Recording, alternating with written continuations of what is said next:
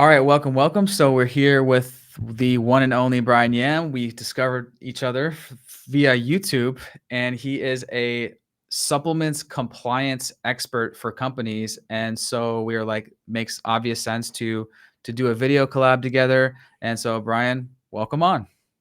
Well, thanks for having me, Riley. It's a pleasure. I've consumed a lot of your content. You've got a great channel, lots of great value, a lot of good videos. There's a lot to consume, though. I will say in a good way. So it's a pleasure Yeah, to be here. Yeah, thank you. Thank you thanks. for having me. Well, I'm supposed to say that about your channel. So people that don't know you, Brian has lots of videos on his channel talking about um, working with supplements companies and the whole compliance side, and he's an expert on that. And lots of supplements companies are asking me, what's the deal with the new Amazon testing requirements? What are the costs like? What are the timelines? What are the things I should be looking at? Because a lot of your clients are going to Amazon. So let's get into that in a second. But before we get there, how about your quick introduction and your background and your quick intro? Yeah, sure. So, my name is Brian Yam. I've been in the supplement space since 2004, working on both the manufacturing side and the brand side. So, started, straight out of college, bachelor's of science, moved into the supplement manufacturing, and then worked, my way up the corporate ladder. So, focusing on regulatory affairs, quality assurance, and then, like I said, moving over to the brand side and the consulting. So, handling all different dosage forms, soft gels, tablets, capsules, understanding FDA requirements, as well as Health Canada's requirements. So, looking at the testing, the supply chain. When I moved over to the brand side, so working with one of the brands called Vega. I don't know if you're familiar with them. They're like a plant-based protein powder company. I This is am. back when they first came out with plant-based protein. Nobody knew what that was. Everyone wanted whey protein. I was brought into their organization, I think around Mhm. 2016 or so, because of all the acquisitions, and helped them with their supply chain, food safety, quality, sat on the leadership team, and all that fun stuff. And then they were acquired by Danone. So going through all the different reporting structures and working in that CPG world, and then now bringing all that expertise more for the smaller startups. I just felt like there's a lot of great brands that are coming. They make the same mistakes over and over again. How do we prevent them? That's really what started this whole journey. So here I am, and started a small YouTube channel primarily for entrepreneurs. Thinking of how do I do this? Where do I start? And there's a lot of bad information online. A lot of the information that I came across are from contract manufacturers. They have that interest of getting to simplify the process so much that it's easy for them to get that first purchase order from you. Whereas for me, it's like, whoa, Mm. hold on, slow down a little bit. We got to factor in all these things, proper R&D, proper compliance, going through that before you even put, pen to paper, before you put down that deposit, that 50% deposit. I've seen a lot of mistakes happen when you back engineer and figure out why did it happen. We want to, you know, prevent those issues from even happening in the first place. So anyway, that's kind of where I'm at. So I created that channel Awesome. for the entrepreneur. And yeah, here we are connecting. It's crazy what YouTube has done. It's amazing what that beast has brought from an Yeah. opportunity standpoint. Get to connect with you, and so yeah, here we go. Yeah. YouTube is definitely awesome. All right, so let's just roll into it. What are the new Amazon lab testing requirements? Yeah, so there's a couple big changes. The first one here is that this new Amazon requirement, it's not for every category. It's for certain categories of products. So when they first did the launch, it's for bodybuilding supplements like sports nutrition, sexual health, um, and I think those are the big ones. I think I could be missing one, but there are certain categories like high risk categories. So you have to do um, different tests for it with regards to adulterants. So if there's like, you know, Viagra pharmaceutical actives in there, you have to test for those things. There's other contaminants now. So that was kind of like the before phase. Now where we're at today is we have to test for a much wider range of not just contaminants, but also for label claims. So they want to make sure that your product contains what it contains at the amounts it contains, plus other contaminants. So your heavy metals, microbial contaminants, in addition to these other active pharmaceutical ingredients. And they're requiring that upfront. So at the time of listing, or if you have been on the platform for a while, but you're in these priority categories, they're going to flag you for these tests, and they're going to expect you to submit samples to 3 labs that they've identified as the key labs that they've partnered with. And the test results have to come from those labs. Any documentation. So that's testing. So the other component is information about your manufacturer, your label, maybe your batch production records, or your manufacturing components. They need to come directly from the source, either your manufacturer or the lab. And this was partly driven, well, I suspect it's been driven because there's been a lot of doctored information. You find a manufacturer on Alibaba, they're pulling documents out of who knows where, doctoring those up. I think Amazon caught on to that eventually. It took them long enough, but eventually they caught on to it. So now they're only accepting information from the source. It has to be from one of these labs, has to be straight from the manufacturers. And they're not accepting anything from the brand owner, not from the compliance or the Amazon seller. Yeah. Yeah, it it kind of makes sense. Amazon is basically saying, okay, everything that's going to be on Amazon is going to be exactly what is advertised in the bottle, and that's that. And that's what it's going to be moving forward. It's even come out in the general supplements space and kind of consciousness of the consumer that there's been many stories that even large supplement brands, it's come out that it's actually not what's actually on the bottle is actually what's in there. And so Amazon knows that, and they're protecting their multi-trillion dollar empire and letting their customers and consumers know that everyone can rest assured Amazon.com uses the strictest testing requirements for everything on Amazon moving forward. And that's what they just announced. So that's what it is, as it should be. Yeah, they're sending that signal loud and clear, and I think partly due to FDA. The FDA went after them as well last year, or the year before. They sent Amazon warning letters. The brands were the ones that were not compliant. Amazon had nothing to do with it. They were just selling the product. It was the brands that were non-compliant. But I think that was the FDA's intention. Let's just go after the Amazon. Amazon will then trickle down the compliance side of things. So that's what they're doing. And I wouldn't be surprised if Amazon's going to be doing more. So this is just the starting phase. We'll see where things go next year or the year after. And as I mentioned before, there's these 3 product categories right now that they've prioritized.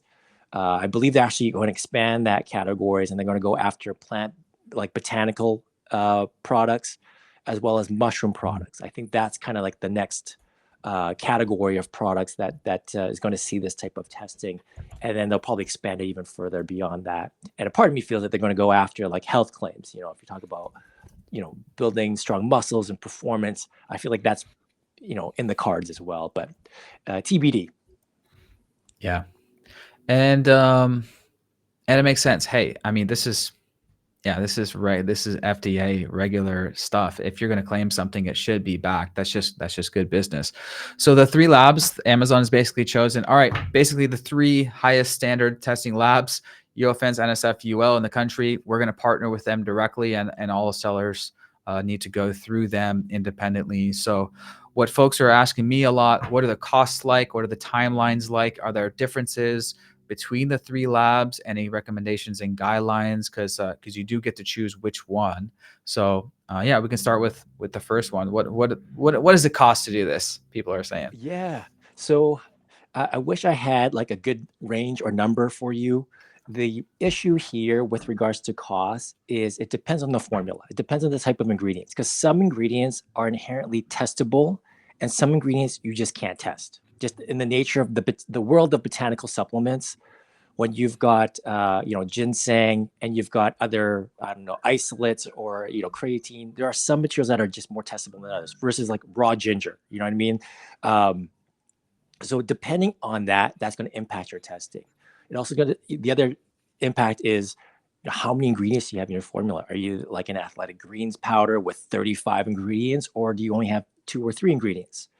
And so this potency claim, to quantify the amount of the ingredient, that's one of the biggest drivers for your costs. You could expect to spend $300 to $400 just for each ingredient for the testing. On top of that, you've got microbial testing, heavy metal testing. In terms of what I've been seeing, you're probably looking at starting, $1,500 and up. And the up part depends on how many testable ingredients are in your formula. Now, the way that these labs do it is that they're going to look at your formula, they're going to look at your label, and then they're going to quote you on the test cost based on their lab methods. Eurofins, NSF, UL, not all of them can test every single ingredient. So some labs might have a little bit of a different quote than others.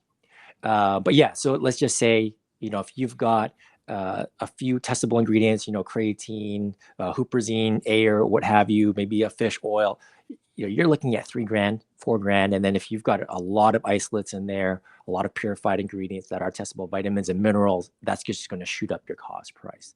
But yeah, the best determining factor is just get the quotes from the 3 labs and just choose the one that's affordable for you. I don't think you're going to see huge swings in prices between the 3, but if you're trying to look for every savings you can, that might be a worthy exercise. Okay. And you're also going to need to go with the lab that can test everything, because you need to test every ingredient, right? Because Amazon's going to need that everything is No. tested. So yes and no. No. So what Amazon is doing is they're actually letting the lab make the determination of what's testable or not. Amazon doesn't want anything to do with this. They're just saying the only thing is Yeah. this If they say portal it's through okay, Amazon. we're good with it. Exactly. Yeah. And then Yeah. the lab will just tick the box. Yep, you passed or not. And then that's what gets reported to Amazon. That's as far as Got it. Amazon wants to get involved. The lab's going to make the determination based on what's testable, what they see in the industry, and what methods they have in-house that can test your product or test your ingredients, as well as look at the claims you make. So that's all these determining factors will determine whether your formula is going to be a $3,000 cost price or $1,500 cost price. Yeah. So essentially, it's the lab's expertise that we're relying on here. Gotcha. Makes sense. The lab's going to test it, and then they're going to compare it to the what's labeled on the bottle, and they're going to go, "Yep, it is what it is." They're going to check the box, and you're automatically unlocked. And this is actually, they send the test directly to Amazon, and it appears in your Seller Central. There's a space in your Seller Central called Manage Your Compliance, and you go in there and you select the lab from a drop down, and then that starts the communication between you and the lab. Okay, cool. How about the next question? Common mistakes or things to watch out with these new requirements. You've been dealing with some brands that are going through this. So, any things to watch out for? Common pitfalls with this whole new process? Yeah. So one thing we didn't talk about, like outside of testing and still part of this listing process, is your supply chain, your manufacturer. So the documentation of the manufacturer, the GMP compliance, needs to be provided to Amazon as well. And where we see hiccups is when the Amazon seller is using, let's say, an overseas manufacturer or even a domestic manufacturer, domestic being US, that doesn't have all their ducks in a row. And so these documents need to be supplied to, not to Amazon, to the labs, and their experts are going to review these documents in addition to the test results.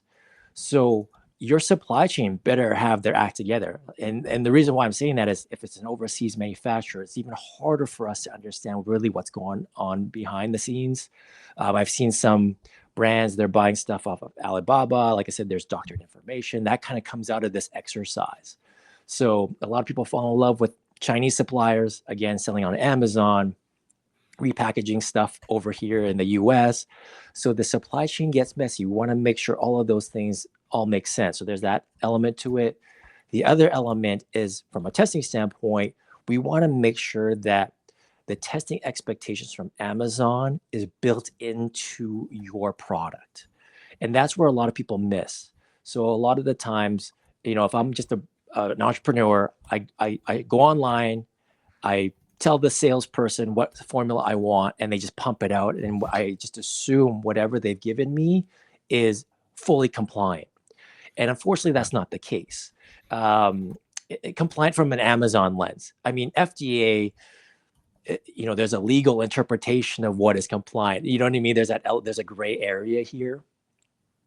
And so a lot of manufacturers, the mediocre ones or the not so great ones, they interpret the regulations so to the point where it's minimal testing. To them, it's fine, right? Because they've interpreted the regulation and the laws their way. and they just tell the brand owners, oh yeah, this is compliant. But when you get to Amazon, now you're throwing on all these other tests. Now think about this. You test it through Amazon, it fails, but then the Yeah. manufacturer says, we tested it and it passed. Now you have this discrepancy. Now you're butting heads, and it's, a lot of sleepless nights and all that stuff. We want to avoid that. So that's why it's so important to have these expectations, the end in mind. We want to know what the expectations are and build that into your product, engineer that into your product. So that's the other thing that a lot of people forget or neglect to do, or don't even Yeah. know to do. And I think that's been the majority of the cases. A lot of the clients, they're just normal people like you and me thinking, oh, if I go on my website, pay this price, I'm going to get the supplement I want, and it's going to be fully compliant. Unfortunately, in the supplement world, it doesn't work that simple. It's not like ordering a cheeseburger from McDonald's. I wish it was, but it really isn't. Oh, And you read the fine print that these manufacturers put all the responsibility on the brand owner. Of course, they never bring these things up. They barely show the contract unless you ask them for it. But when there's a problem, they always say, oh, sorry, we did our part. Here's the fine print of the contract. You're responsible for all this. We did our end, which was sent you the inventory, and that's it. So we yep. want to avoid that. Yep. As always with entrepreneurship and business, don't rely on anyone else to get things done right. Make sure you do it yourself. It's up to you as the entrepreneur, as the business owner. But now, okay, make sure that Amazon testing requirements are the standard, and Amazon's probably going to be setting the standard for the whole industry now. But okay, cool. So that's a common thing to avoid. What else are you seeing right now? Obviously, the claims. So Amazon, they have their algorithms or their review process from a listing standpoint, watching out for any key words that are disease claims or like drug claims. They are looking at your copy. They are looking at your marketing. They are looking at your labels for these things. So we want to make sure that that's properly done. Some contract manufacturers, and I don't mean to poo-poo on contract manufacturers in general, but some of them, what they do is they offer label compliance review. And in their world, when they talk about label compliance review, they're looking at the most egregious things, the simple things, right? Like if you're thinking from their operations, they're trying to move as quickly as they can. So they're just going to skim the label, make sure that the supplement facts matches their production records, and maybe look for some cancer claims or something like that. But Amazon might take a different point of view, dive into your copy much deeper, and we want to make sure and be ready for that. Essentially, I don't want a product be built, have your label on there, and then realize, oh, you have a claim that you can't actually make, and now you have to redo all your labels.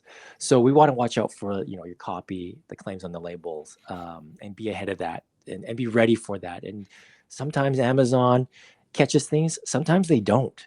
Sometimes they're just a little bit late to the party, but they eventually do catch on. And then the problem is when they do catch you, it's hard to talk to anyone. A lot of the times Amazon won't tell you what the non-compliance issue was. They just say that there was one, and that you have to go seek advice from a consultant or an expert to help you get out of that scenario. And Yeah. the reality too is sometimes Amazon overdoes it, and I've seen it where they actually suppressed the listing or didn't permit the listing of a product that was completely compliant. And there's just this learning curve that we're seeing within the Amazon organization. Let's be real, these people it's a technology platform, if you will. They're not really compliance experts in the supplement space, so they're learning at the expense of some of these brands getting pulled off, unfortunately. So it's a bit messy, but yeah. Yeah. Yeah, Amazon is it can be a shit show sometimes. It's like no one knows exactly how the algorithm works, and they don't even necessarily publish the up-to-date list of terms that you can't use on your listing. Like it'll be fine up till now, then all of a sudden one day you'll get an email, hey, you can't use the term you can't use the term energy. I swear that was one the other day. You can't use the term increases energy. I swear this is for one of our supplements clients. I was like, you can't use increased energy? And it was like, yeah, they weren't allowing that. And so even things that you would think there's no way I can't say stuff like that. And so, yeah, long story short, make sure you're doing your Amazon um, terms compliance, what you can and can't say on the listing, and then make sure you don't put those things on the packaging and labeling. So just be very conservative with the packaging, yeah, and overall be very very conservative at first, yeah. So okay, cool. So those are two big things, obviously, the ingredients and then the claims. Any other kind of common things or general tips that people should know with these things getting started? Sorry, I couldn't help but chuckle on the increased energy issue. Hopefully that gets resolved. I mean, yeah, I can see maybe why Amazon's doing that, but for the most part, that is quite surprising. It's Very surprising, surprising, and I don't know actually. if there was Yeah. an algorithm glitch, like I don't know. Did they hook it up to AI? AI compliance god, just like learn everything on the internet and just like tell sellers to do things right. Let's hope Yeah, not. yeah, no kidding. But yeah, I'm just thinking if there's anything else. Like, we talked about the supply chain, we talked about the claims, we talked about the testing. I think those are the big ones. There's a lot that goes into it. I don't want people to get the impression that it's a very simple exercise to get these things sorted out. This could result in a lot of negotiations up front with a manufacturer. We're talking about the testing components, building in the testing into the product, making sure the ingredients are compliant. All of these things need to be sussed out with the manufacturers. So when I'm working with my clients to get them into a manufacturer, these are the things we are negotiating on, quote unquote. Setting those expectations is really the key, but having those expectations to know what questions to bring up or topics to bring up and questions to ask. So that's like the thing that draws out the process. A lot of clients, they want to launch next month. The reality is it's going to take much longer if you want to set the right terms, the right testing expectations, the right ingredients, the right supply chain, all the documentation. We want to see all of these things. So there's a lot more heavy lifting done up front. And so the big call out here is just expect a longer lead time. But the goal is so that when you are ready to launch on Amazon, it's going to be a much more smoother process. You'll have everything ready. If they have any questions, or if your consumers or customers have any questions, you'll be ready to go. And if there were an issue out of the blue, because you never know, you test it, someone can make a lab error and all these, you just never know what you're going to get, right? Um, and at least you have everything you need to defend yourself. That's really the goal here. In addition to making sure that's a smooth launch, minimize any errors, like all of it. Yep. Okay, cool. So let's go into what you do, what you offer, and how people can find out about you. So I see on your website you have 4 services: compliance, launch your supplements brand, find a manufacturer. So you help people to find a manufacturer. Okay, that's good. And then consultations. So yeah, I want to kind of go over what you offer. Yeah, so our expertise is FDA compliance or Health Canada compliance. So we are offering the whole suite, especially if they are more of an established brand. That's typically when they've already got the sales, they've got the revenue, they've got the established presence already. The typical trajectory for these types of brands is that eventually they're going to bring some certain functions in-house, and not rely on their contract manufacturers. So they're going to be doing their own QA releases, their own regulatory checks. They're going to be managing their own customer complaints. Maybe they want to have their recall SOP built out. They would need their own QA department, essentially. So we offer that service for them. And again, this is not for the entrepreneurs per se, the brand new startups, but those that have steady sales, that are realizing the value of building these things in-house, and realizing that the manufacturers, their interest is their interest, right? They're trying to build out their operations and their inventory flow and their compliance just enough to get product out. They're not really looking at the best interest of the brand themselves. So eventually the brand owners realize this, and then they use us as their QA person. So that's one element to it. Mhm.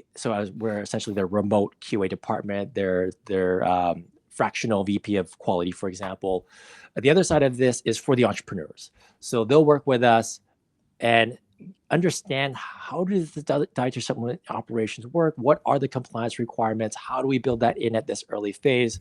And we offer, two types of services, like more of a DIY, where they can do our online training, learn about that through our videos, and then implement that themselves. Or they can work with us more involved, where they do a one-on-one call with us and consultations. They can do like a retainer arrangement with us, and now we're with them, representing them essentially and helping them, guiding them through. So we'll look at the contracts with the manufacturers, we'll be on the call with them, with the manufacturers, look at their product, look at their formulas, look at their claims. Kind of, it's all conceptual. We're not.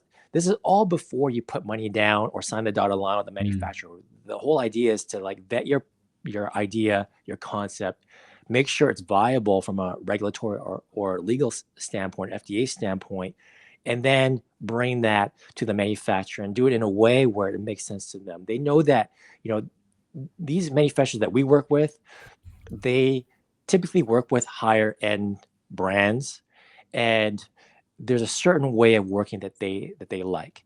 And when there's a brand new person that doesn't understand the operation and doesn't understand how things work, they don't normally want to work with them, right? They're like, oh, this is going to be a high maintenance client. I have to teach them. They don't understand our pricing model. Now I have to justify our prices. They don't want to deal with all that. So they typically just don't bother talking to these startups. Whereas we want to help bridge that a bit better. So they'll, an entrepreneur will come to us, understand the operation, understand the lingo, understand the testing and the risks, all of these things, and then go to the manufacturer and can hold their own.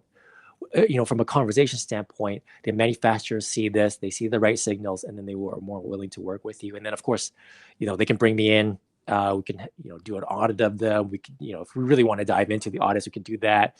So yeah, essentially we're your QA person, but we have different levels of service. So either, full on QA department versus an advisor role, by your side, and kind of help guide you through this whole onboarding process.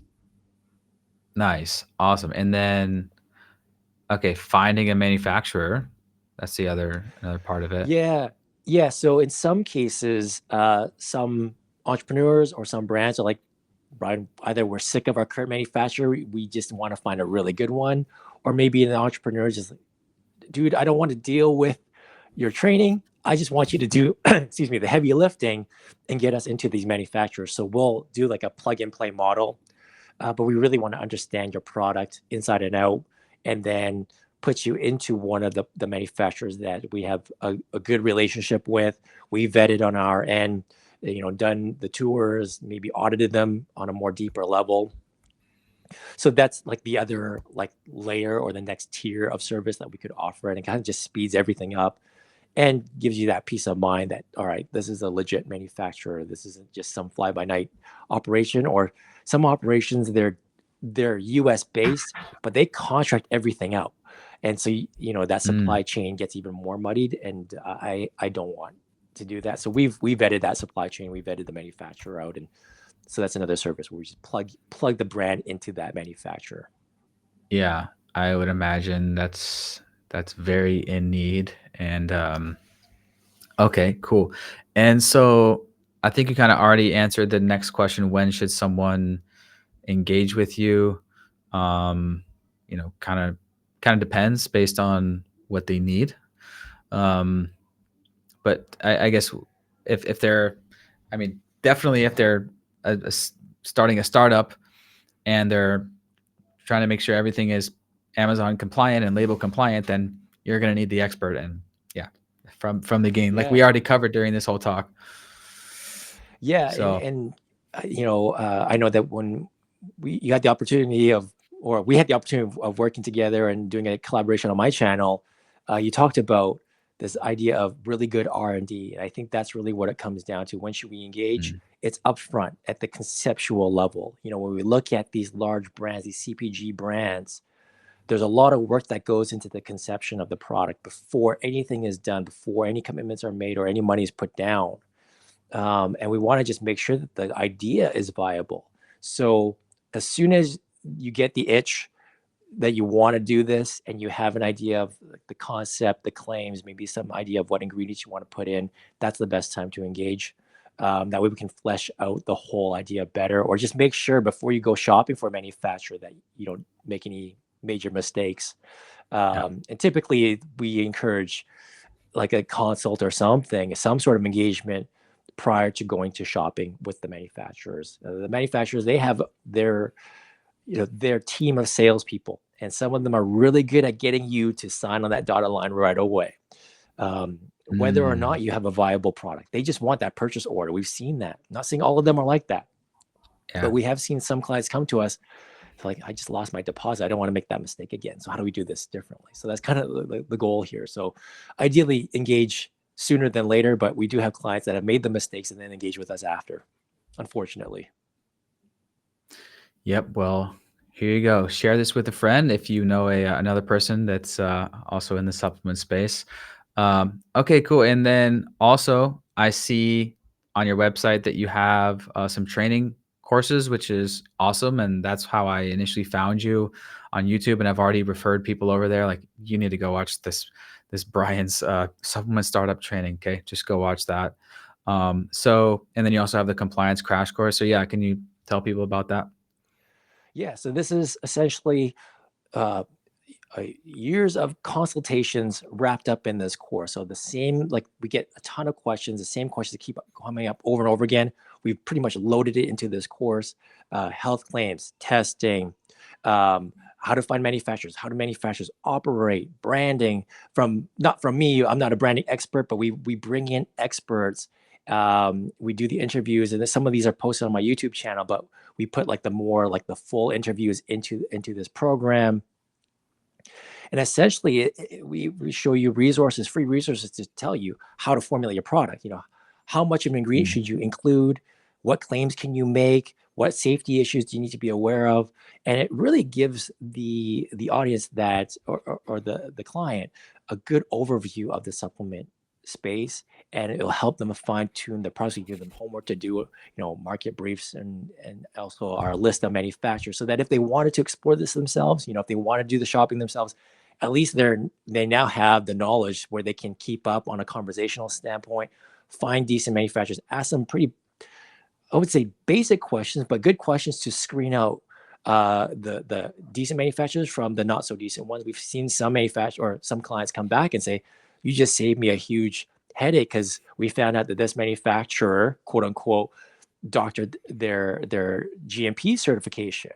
I've seen some where they were able to take some of our practices and fix up their formulation, go back on the quotes, and save themselves, tens of thousands of dollars just because of some of these tweaks, while still maintaining their claims, the product testing integrity, all of these things. So that's the goal of this, and I think it's Awesome. just a good foundation.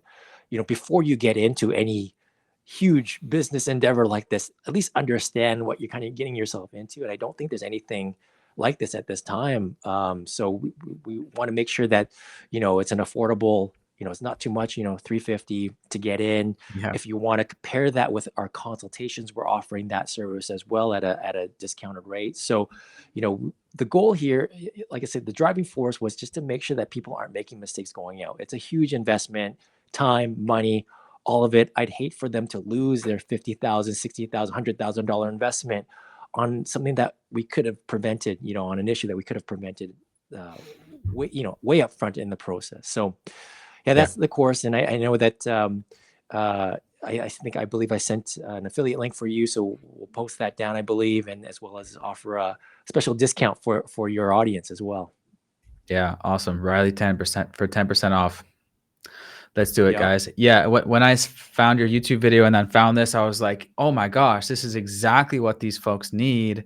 Super comprehensive. And so, yeah, that's super awesome. Super awesome.